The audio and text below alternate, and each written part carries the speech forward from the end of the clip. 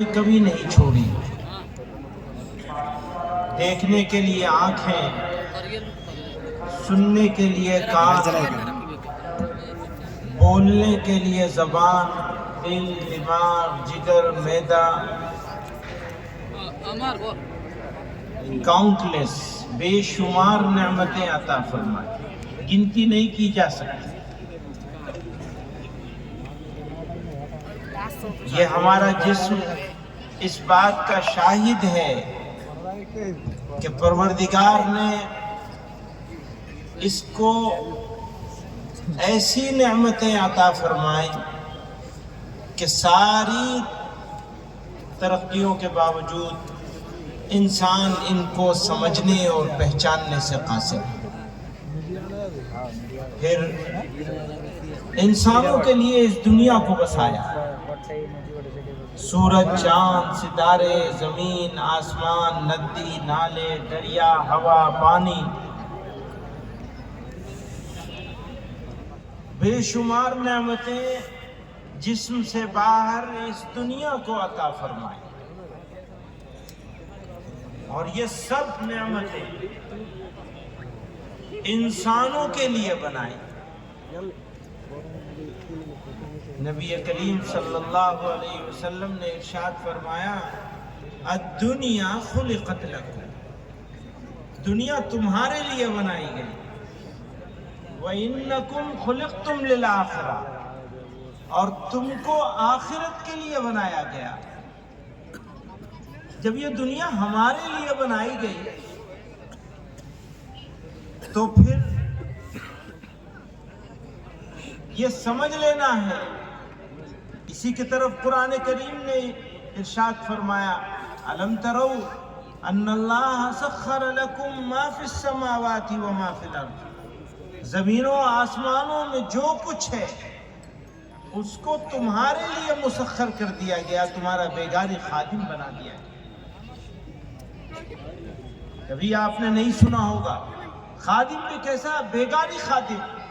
کام لو، چھوڑ دو، نہ مہینے کی تنخواہ دینی ہے، نہ دہاڑی دینی ہے، نہ روزانہ کا کچھ دینا ہے، نہ کھانا پینا، کچھ نہیں دینا ہے. سورج اپنا کام کر رہا ہے، بارش اپنا کام کر رہی، بادل اپنا کام کر رہے ہیں، زمین اپنا کام کر رہی ہے. یہ پیڑ، درخت، ندی، نالے سب اپنے کام پہ لگے ہوئے ہیں، انسانوں کی خدمت کرنے میں.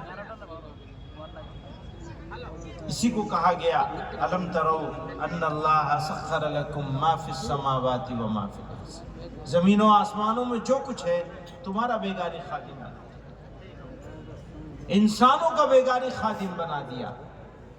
انسانوں کے لیے اس زمین کو، اس آسمان کو، اس سورج کو، چاند کو، ستاروں کو اتنی نعمتیں بنائی گئیں کہ انسان ان کی گنتی بھی نہیں کر سکتا.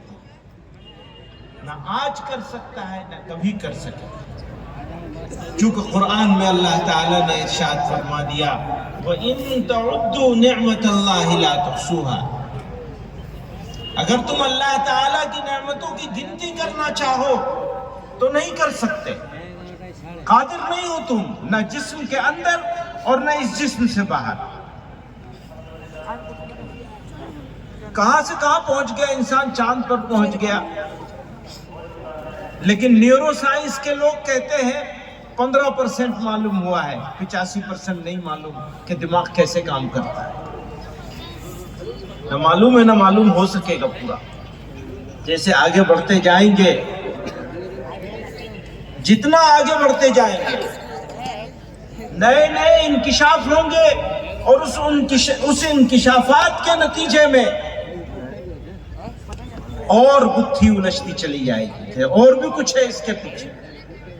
بزرگوں اور دوستوں، پروردگار نے انسان کو ایسا بنایا اور پھر ہمیں یہ خاص نعمت عطا فرمائی، ایمان کی دولت سے مالا مال کر دیا. یعنی ہم اگر انسان ہوں اور خدا نخواستہ ایمان سے محروم ہوں تو پھر ہمارے انسان ہونے کا کوئی فائدہ نہیں ہوگا. فائدہ تب ہی ہوگا انسان ہونے کا جب زندگی ایمان پر گزرے اور خاتمہ یعنی موت بھی ایمان پر ہو جائے. اگر انسان کی زندگی ایمان کے ساتھ گزرے گی، ایمان کو سنبھال کے سینے سے لگا کر گزرے گی، اور ایمان نام ہے کس چیز کا؟ کوئی سرٹیفکیٹ تو ہو نہیں سکتا۔ ایمان نام ہے کچھ چیزوں کے ماننے کا اور کچھ چیزوں کے نہ ماننے کا۔ یہ ماننا پڑے گا، یہ ہمیں ہر حال میں ماننا پڑے گا کہ اللہ ایک ہے اور ساری طاقتیں اس کے پاس ہیں۔ ہماری زندگی، ہماری موت، ہماری عزت اور ہماری ذلت، ہماری کامیابی، ہماری ناکامی، سب کچھ پروردگار کے ہاتھ میں ہے، یہ ماننا پڑے گا۔ اور یہ کبھی نہیں مانا جا سکتا کہ اس کا کوئی ساجی اور شریک ہو سکتا ہے، اس کو کسی کی مدد کی ضرورت ہے، یہ کبھی نہیں مانا جا سکتا۔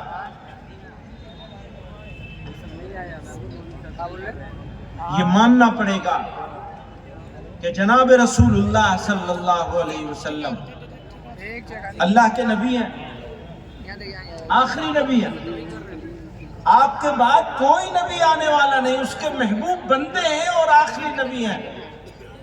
کبھی نہیں مانا جا سکتا کہ ان کے بعد کوئی نبی آنے والا ہے۔ جو دعویٰ کرے وہ جھوٹا ہے، کذاب ہے۔ قرآن اللہ کا کلام ہے، یہ ماننا پڑے گا۔ جن چیزوں کا حکم دیا گیا ان پہ عمل کرنا پڑے گا، جن چیزوں سے بچنے کو کہا گیا ان سے بچنا پڑے گا۔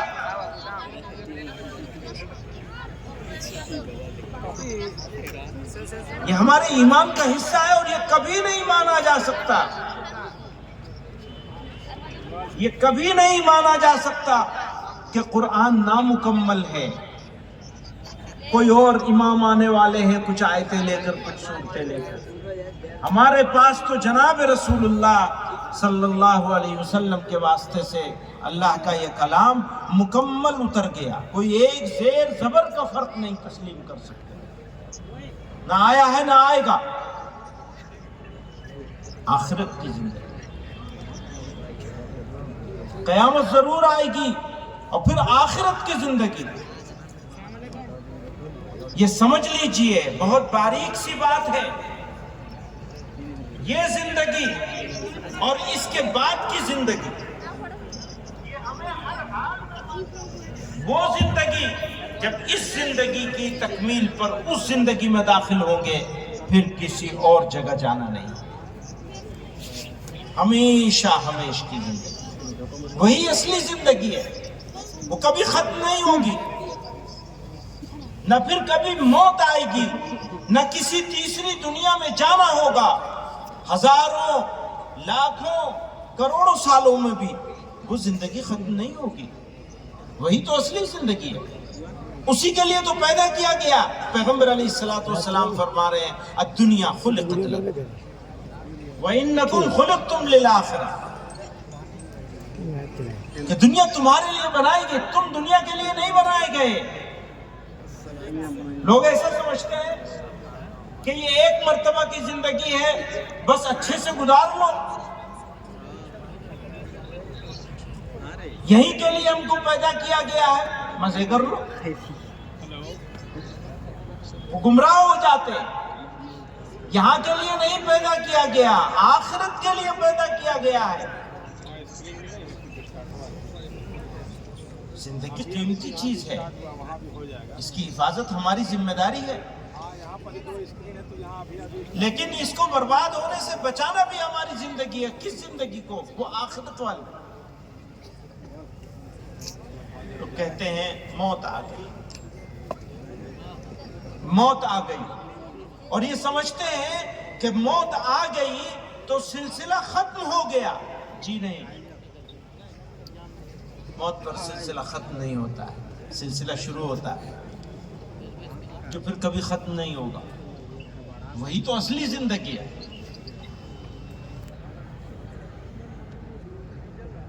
میرے بھائیو دوستو، یہ ایمان ہے کہ اللہ کے علاوہ کسی کو نہیں مانیں گے اور اس کا کوئی ساجی شریک نہیں مانیں گے۔ جناب رسول اللہ صلی اللہ علیہ وسلم آخری نبی ہیں. اور ایک بات اور یاد رکھنا، نبی کریم صلی اللہ علیہ وسلم پہلے نبی نہیں تھے، آخری نبی تھے. وہاں سے شروع نہیں ہوا ہے اسلام. اسلام 1400-1500 سال پہلے نہیں شروع ہوا ہے. اسلام آدم علیہ السلام سے شروع ہوا ہے، اور بیچ میں کتنے سارے انبیاء ہیں. خود قرآن میں اللہ تعالیٰ نے تذکرے کیے ہیں کتنے سارے انبیاء کے، اور کتنے سارے انبیاء ایسے ہیں جن کا تذکرہ نہیں آیا ہے، لیکن کہا گیا ہے کہ ہر زمانے میں، ہر علاقے میں، ہر زبان میں انبیاء بھیجے گئے. تو دوستو، اسلام نبی علیہ السلام سے شروع نہیں ہوا، بلکہ نبوت کی تکمیل ہوئی ہے. انبیاء اس سے پہلے بھی آئے، اور کچھ بڑے انبیاء کا، جلیل القدر انبیاء کا تذکرہ اللہ تعالیٰ نے قرآن کریم میں خود کیا. تو اسلام کوئی نیا ریلیجن نہیں ہے، نیو ریلیجن نہیں ہے، یہ ایک تسلسل ہے. جب خرابیاں آئیں تو انبیاء آتے رہے، اور جناب رسول اللہ صلی اللہ علیہ وسلم پر اس کو مکمل فرما دیا. اور کتابیں اور انبیاء کے ساتھ بھی آئیں، ان میں کچھ مشہور کتابیں موجود ہیں. بائبل موجود ہے، انجیل موجود ہے، تورات موجود ہے یہودیوں کی، لیکن ملاوٹ کر لی گئی. اس کے اندر موڈیفیکیشن کر لیا گیا. اللہ تعالیٰ نے کچھ اور بات کہی ہے، انٹرپریٹیشن کرنے والوں نے، بعد والوں نے اس کو کچھ اور بنا دیا. عجیب بات ہے. بہت سے مذاہب کے پاس کتابیں موجود ہیں، لیکن قرآن کی جو یہ خصوصیت ہے وہ کسی کے پاس نہیں ہے، اور ہوگی بھی نہیں. کیا خصوصیت ہے؟ وہ یہ کہ لوگوں نے اسے اپنے سینوں میں بسایا. کام چل رہا ہے، 10-15 منٹ میں سٹارٹ ہو جائے گا. کتنے لوگ ہیں ایسے جو کھڑے ہو جاتے ہیں، لاکھوں میں ہیں، ملینز میں ہیں، اور پڑھنا شروع کرتے ہیں اور پڑھتے چلے جاتے ہیں.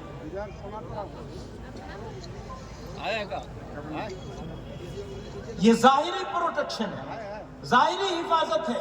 پروردگار عالم نے وعدہ کیا اس کی حفاظت کریں گے ہم قیامت تک، اور وہ حفاظت کے لیے یہ نظام برپا کیا. اللہ کی مہربانی سے ہوا ہے. بزرگوں اور دوستوں، قرآن کہیں مثال نہیں ملے گی اس کی. چلے جائیے کہیں سے کہیں تک،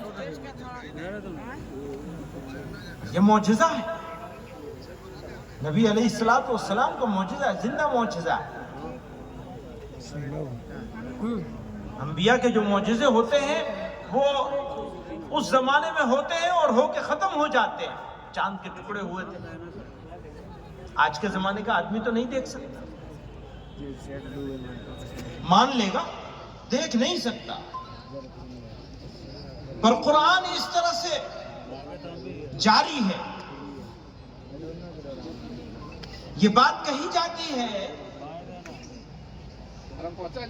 اور اچھی بھی لگتی ہے سننے میں، اور بات صحیح بھی ہے کہ کتابیں ہدایت تھی، دوستوں نے کتابیں تلاوت بنا دیا. لیکن یہاں کہہ کے رک جانا اور اس سے یہ میسج دے دینا کہ تلاوت کی ضرورت نہیں ہے، صرف سمجھنے کی ضرورت ہے، یہ غلطی ہے. ہاں، سمجھنا ضرور چاہیے، سمجھنے کی کوشش کرنی چاہیے، اور جو چیز سمجھ کر عمل کری جائے گی اس کی قیمت بہت بڑھ جاتی ہے.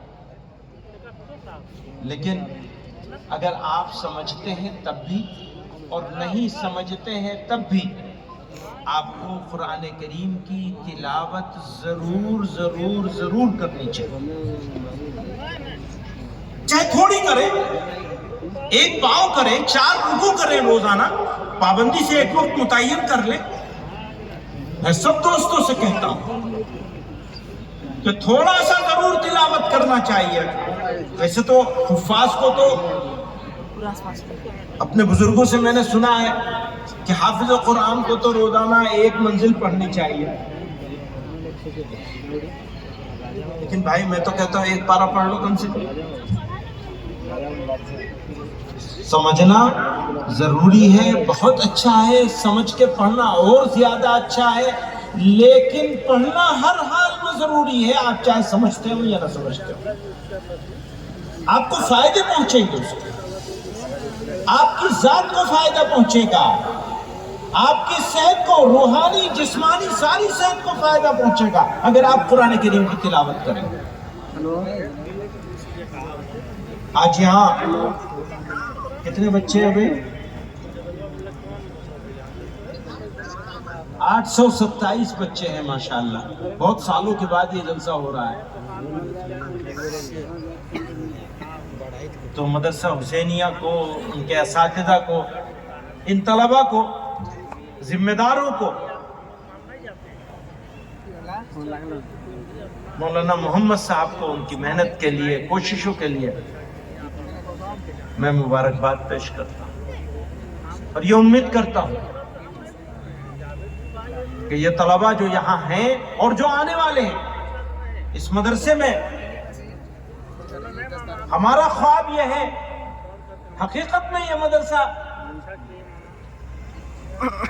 اس علاقے کا ایک طرح سے المدارس ہے اور بزرگوں کی وراثت ہے. کتنی قربانیاں دی ان لوگوں نے یہاں تک پہنچانے کے لیے. ہم لوگوں کی سب کی یہ ذمہ داری ہے، خصوصاً اس مدرسے سے وابستگان کی، اس مدرسے کے جو قدیم فارغ طلبہ ہیں ان کی، مدرسے کے اساتذہ کی، ذمہ داروں کی، اہتمام کی. ہم سب لوگوں کی یہ ذمہ داری ہے کہ اس مدرسے کو جہاں تک بڑوں نے پہنچایا تھا ہم لوگ اس کے نیکسٹ لیول پہ پہنچائیں. بچوں کی تعلیم اور تربیت دونوں کے لیے معقول انتظام ہونا چاہیے. یہ ہماری اگلی نسلیں ہیں. اگر ہم نے ان کی تعلیم اور تربیت دونوں کے اوپر محنت نہیں کی اور ان کا ویژن کلیئر نہیں کیا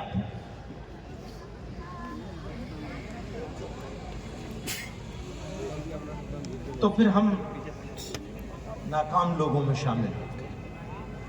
اس لیے